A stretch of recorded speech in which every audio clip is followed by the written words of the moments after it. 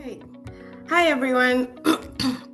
My name is Gloria Gilliam. I am the current Vice President for IABA. A lot of you may know me as IABA's Vice President. Today, I'm hosting the candidate forum with Sharon Robinson, who is running to be on the board of CIS as a director. We thought it would be really important to have this conversation, considering that Sharon was the president of IABA a few years ago, just a few years, Just a few. just a few in the early 2000s, and she's one of us. So I figured we would give her this chance for our members to get to know her better and just to understand her platform and why she wants to run for the CIS. After this conversation, I encourage everyone to go to the CIS website if you are a voting member, and please cast your vote. I think all the election closes at the end of this month, so don't procrastinate. Just do it now. It's super easy to do. It takes like less than 5 minutes. And with that, I will let Sharon introduce herself. Thank you so much, Gloria, for hosting this. I really appreciate the chance to spend some time with you and to also just share a bit about my story and help people to get to know me a little bit better and my candidacy for the board. I'm so honored to be in the position of doing that. You mentioned I have a long, deep history with IABA. I wish I could say I was one of the founding members. I was not president at that very first meeting in DC, but I came not that long afterwards. And even at a time that the organization was really just beginning to gel and selected the name International Association of Black Actuaries. So it's been great to be part of the growth and to just see all that IABA has accomplished over the years, and I'm proud to have been affiliated with that. I spent 38 years in the actuarial profession before retiring 2 years ago. And at the time of my retirement, I was the senior vice president and chief pricing actuary for Zurich North America, with responsibility for the pricing analysis and framework for just a broad portfolio of standard commercial and specialty lines products. My background is almost entirely in pricing, and there's a few areas where I spent a more concentrated amount of time, and that included a lot of individual large risk pricing, like so large self-insured retentions and single parent captive type business for casualty lines. I spent a number of years leading a team responsible for pricing medical malpractice, so another area of more complex long-tail casualty exposure. And I've held a number of business partnering roles over the years, working with business leaders to advise on pricing strategies and portfolio and management strategies, profit improvement strategies, doing portfolio analysis for business acquisitions, and just generally driving profit improvement. So those are some kind of the things that I've done career-wise. But also, in addition to that, I have always believed very strongly in community service and in giving back to my profession. Right after completing my fellowship, I served on one of the CAS exam committees, writing questions and grading exams, and I really enjoyed that work. But after kind of completing that service, my attention and my focus turned rather quickly towards raising awareness for the profession, particularly with underrepresented audiences in the profession, and serving support networks that help retain those that choose an actuarial career path. And that's really been the nature of my work for many, many years through IABA and also now promoting math education through the Actuarial Foundation. I've actively lent my time, my voice, my skills, my leadership skills for things like scholarship programs and mentoring and professional development forums and sharing my career journey and public speaking in a variety of forums, including a couple CAS and SOA events. And it's been very rewarding and impactful work. Um, like you mentioned, Gloria, I'm a past president and past board member for IABA, and I currently serve on the board of trustees for the Actuarial Foundation. I just completed my term as board chair just this past May, and am now in my final year with that board as an immediate past chair. I've just have always been and am an enthusiastic advocate for the profession with strong leadership experience in both corporate and nonprofit roles. And again, I'm just honored by the opportunity to expand that work through bringing my experiences and insights to the CAS board. As far as my candidacy for that board also, I'm happy to say that I am solidly supportive of the CAS strategic plan. I think the right issues are prioritized and the desired outcomes are rightfully ambitious. There are several elements of the plan that really resonate with me personally that I would like to be a part of championing. And I think they're all closely related to the area of elevating the value and relevance of the CAS brand in Mhm. the midst of competition we face with other disciplines. And by other disciplines, I mean AI and data science and other advanced analytics that are coming from areas that don't necessarily have a credentialing body behind them. Um, and I also mean alternative credentialing options for general insurance. So to me, building skills for the future, reinforcing a differentiated brand, global expansion are all priorities within the CAS plan, and they're critical because of how fast technology and analytic tools are advancing and how other credentialing bodies are also seeking to grow.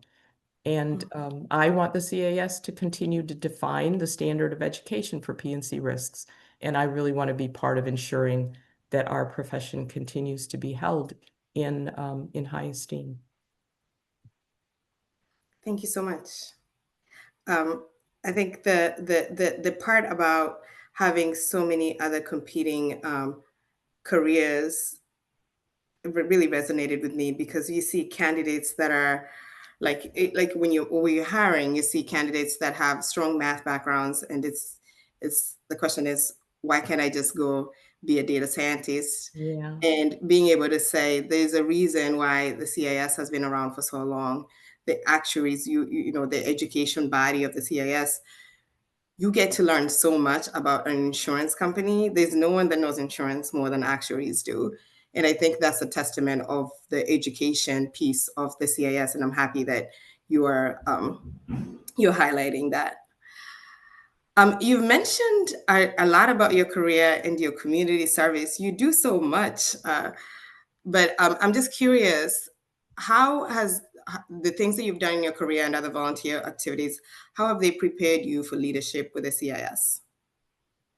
Um, there are a number of things that I think come to mind, and and I'll take three that I'd like to highlight here. In that, something that was characteristic of my career was that throughout the years, just really from the very early beginnings until till present time, till today, I've had a steady, consistent track record for advancing in roles of increasing scope of responsibility and leadership.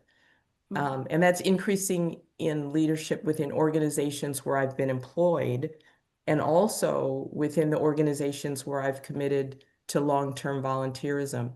I highlighted in my opening remarks that I retired as Senior Vice President and Chief Pricing Actuary for ZNA, Zurich North America, the most senior pricing role, which is my discipline, pricing, in the largest geographical region of the Zurich Group, a major global insurer.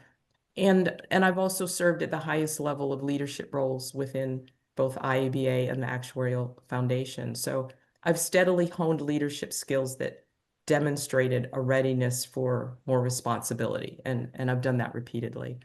Um, Second, I'd point to my work experience in business partnering roles that I talked about. And I think that working with profit center leaders, business leaders on strategies to drive profitable business, that working with insurance executives in those kinds of relationships cultivates just a very thoughtful and listening and collaborative style of working. Mhm. Um, I've learned to operate through influential leadership, not just hierarchical. And I Mhm. think those are really valuable characteristics for board work. And that my success in influencing business strategy blends nicely into how much I enjoy the more strategic nature of board membership. I enjoy the collaboration and just the substantive, impactful work of the nonprofit boards that I've engaged with. Um, and then the other thing I'd like to highlight is that one of the skills I've developed through my career and volunteer work is around just the concept of change and successfully and repeatedly initiating, embracing, and navigating change to improve an organization. It's embracing innovation and really working with a mindset of continuous improvement. And I think that's a posture that will serve the CAS well. That's great. It's I I think the one thing that's guaranteed in life is change, right? Yeah. So change is really, especially now with AI coming into the picture, I think the industry is really changing. And so this actually leads me to my next question. What is your vision for the future of the actuarial profession, particularly in terms of adapting to emerging risks and evolving industry Yeah, demands? yeah. Well, I look back at the vision statement that the CAS adopted in 2020, and it says, I wrote it down here. It says, CAS members are sought after globally for their insights and ability to apply analytics to solve insurance and risk management problems. Um, I totally support that vision, and I think that as I think about that, and what resonates with me as being kind of the operative words is globally sought after. And I think one of the most pressing issues that I would love to see us globally sought after to help solve Mhm. are the major risks coming from climate change that are impacting risk management structures and insurance programs all over the world. And Mhm. I think we really have an opportunity to step up and shine as a profession here in so many arenas, whether it's within our own individual employers, public and private partnerships, regulatory forums. There's just a lot of opportunity, and I I really would love to see how we progress in really kind of exploding in that area. Yeah, it's very cool. Yeah, climate change. I think it's if there's anyone that's getting the brunt force of it is insurance companies, right? We see the effects of it. I mean, the numbers don't lie. Um, how do you plan to engage CS members across all stages of their careers to ensure that the organization remains relevant and globally sought after and Mhm. supportive of their professional development? Sure. One of the things I mentioned earlier is that one of the skills I've cultivated is being a good listener. Mhm. And I'm just really open to meeting with people and listening and then acting on feedback. Yeah. And that means finding forums where I can be personally present to meet new people. Mhm. And it can show up in my committee work, committee participation, maybe in some areas uh, pursuing committee work in areas that I know least about. rather than only sticking to areas where I'm already knowledgeable. Yeah. And I recognize that I have a lot to learn, especially about the candidate experience going through the exam process in the current environment. And just asking questions and listening is critical there. And Mhm. the thing I would point out here, though, also is that in my last role prior to retirement, I had responsibility for managing a very large staff of actuaries that included a wide spread of people in different career stages, from individuals coming directly out of school, Mhm. all the way through very experienced senior credentialed actuaries. And it was my responsibility to pay attention to the professional development needs of everyone. And I think that's a nice background for being able to do the same as a board member for the CAS. Yeah, it's really, yeah, it's interesting because I think as a candidate, when you're going through the exam process, it's really easy to pinpoint professional development, like, yeah, passing exam one, exam two. And then you finish and you're credentialed, and it's like, what does professional development look like now? Yeah, Is it just yeah, attending meetings and, listening to your peers and seeing the work that they've done? And I think the CAS has been really good at, like, introducing different different forms of professional development, be the CAS University. Like, it's really good to know that you'll focus on that too. yeah. And with the kind of emerging issues we've talked about, there's just so much to stay on top of, stay current with, to be Mhm. ahead of the curve, right, on Yeah.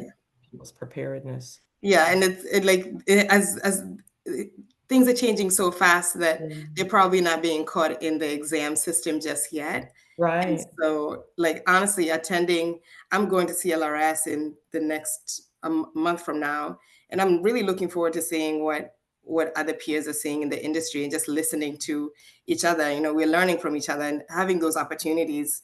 The fact that CIS has multiple meetings across the year that you can attend and meet your peers and see what they're doing is really helpful. Yeah. Yeah. So how do you plan to collaborate with organizations like the IABA? Um, this is near and dear to my heart, right? Long, long history with IABA. I really believe strongly that IABA and other affinity groups similar to IABA are really vitally important to the CAS current and future membership and to the profession in general.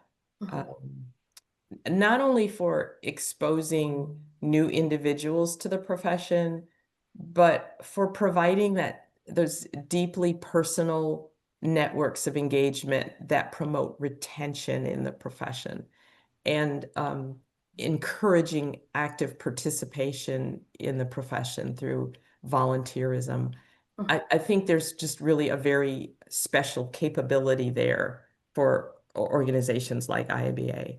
And I would like to see the CAS continue commitments to support this and other organizations through things like cross promotion of events and volunteerism and research and financial funding, and um, and to leverage these voices to reach diverse audiences. And I think that aligns really well with elements of the CAS plan around strategic expansion.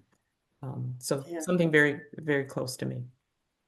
I have to say, I we are really passionate about the C. Our relationship with the CS is very strong, and they've been just such champions at, like, making sure that the profession is hard among all members of the population. Their work that they've done with, like, high school, like, spreading awareness on the high school level, for example, is just very impactful, at least for us. Um, Hmm. when we went to the annual meeting last weekend, we met one guy who said they heard about the profession at one of the CIS events that the CIS event holds, that introduced them to the profession when they were, like, in 10th grade. And if it Oh, wasn't for that, they wouldn't have known what an actuary was. And to think, I mean, I think he was in 10th grade in like 2022, which is something, you know. So it's like 4 years, 3 years later, and he's already being very connected to the community. It's a testament of the work that CAS has done and continues to do, Yeah. just to improve awareness of the profession. And I'm glad that you also are passionate about that. Actually, I was one of the featured speakers at what I think was, it might have been when the inaugural high school day. It was held in Chicago a number of years ago, and there were some 300 high school students and their teachers and guidance counselors that came together on campus at one of the local universities. And it was an awesome environment. There was a lot of enthusiasm. It was a creative agenda, and I love doing things like that. I love speaking to an audience like that, Yeah. and to hear Yeah. that maybe it wasn't the one I was at. I don't know, but because this is more recent, what you're describing, to know that someone out of that said, yeah, that's what I want to do with my life, and came to pursue. Right. You take for granted the things that you do, right? Like you're thinking maybe they could have found out through Google, but no, Right, yeah, it's just a little hint that you gave out by showing up, right? right, You right, showed up, and because of that, you're already making a difference. right. Yeah, I'm really passionate about that. So I'm sure we'll be talking then. Um, in your view, what are the most significant challenges facing the actuarial profession today, and how do you propose the CS should address these challenges? Um, these are the things that I highlighted earlier, that we're facing challenges around in terms of our technical advancement, kind of keeping pace with things there, and in our ability to lead in the insurance and risk industries. And the two that are particularly concerning to me are they're kind of related, and that it's um, it's the competition from other disciplines in that Mhm, broad sense, that competition from alternative credentialing options in general insurance, as well as competition from the use of AI and other advanced analytics tools that mhm, could potentially exclude actuarial voices, or at least lessen the relevance of actuarial voices mhm, in analysis and decision making on risk. And I just think it's incredibly important for the CAS, and I'm not alone in this, obviously, to stay ahead of the curve on education, mhm, um, and elevating our brand, and in particular, just getting rid of dated perceptions about actuarial capabilities with industry executives that make decisions about the disciplines and resources they need to run their business. mhm, Um, so executives that make choices to either hire an AI firm to solve a problem instead of reaching into their own organization and finding that, hey, I already have actuarial resources equipped to do the work because they've invested in their staff to be prepared. mhm, Um, and just closely related to that is that global expansion, and that there these STEM alternatives to the CAS and credentialing alternatives are also expanding, and elevating the CAS brand globally, grows our relevance, and helps us to just retain our ability to set standards for our profession. yeah.